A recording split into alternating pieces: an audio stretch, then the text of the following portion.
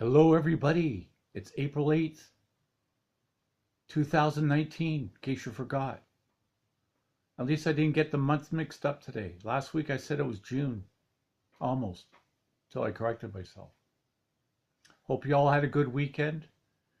I had a good one. I had 2 book signings. Yesterday's book signing, I broke my own record. So I was pretty happy about that. Now, let's get to the quiz. On Friday, I mentioned what's a carbonic maceration. Now, maceration, as you know, is when you remove the stems from the grapes and the skins, leaving the juice to go right into the fermentation process. Well, what this is, carbonic maceration, is when they put the clusters of grapes, the whole clusters of grapes, stem and all, skins, throw it, put it in the vat.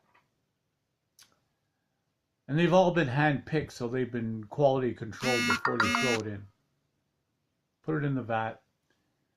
And they close the vat. And the weight of the grapes on top start crushing the grapes at the bottom. Now, when this occurs, the grapes at the bottom start to release their juices. And as they release their juices, the natural yeast that's on the skin of the grapes starts the fermentation process. Now, as this occurs and is ongoing, more and more grapes get crushed, and carbon dioxide appears, of course, along with the fermentation process. It's part of it. This carbon dioxide helps infuse the grapes to, turn their grape sugars into alcohol.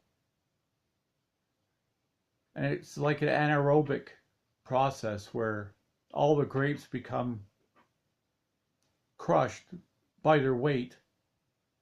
And the CO2 helps the grapes kind of explode at the top. Not explode, but sort of release their juices as well, put it mildly, because there's no weight on top of the grapes at the top. And what occurs is sometimes is that you'll see, I've seen it on TV, where these vats have actually exploded because the CO2 has gotten so great that it blew the top off the vat. And, really, thereby costing the winemaker a lot of money. So that's what it is. It is, it's like, it could be done with any grape, but in particular, it's unique to Beaujolais. Nobody else really does it. And it makes for their fruity wines, bubblegum on the nose, no tannins at all. It's just easy drinking. And, the Beaujolais Nouveau comes out 6 weeks after the grapes are picked in November up here in the Northern Hemisphere.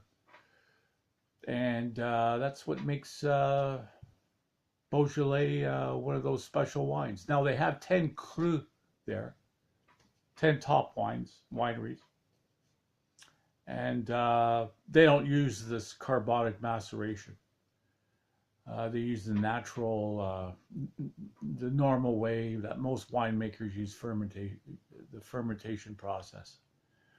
They destem the grapes and get the skin off. So, by machine, which they all do everywhere in the world, and then put the juice into the vat.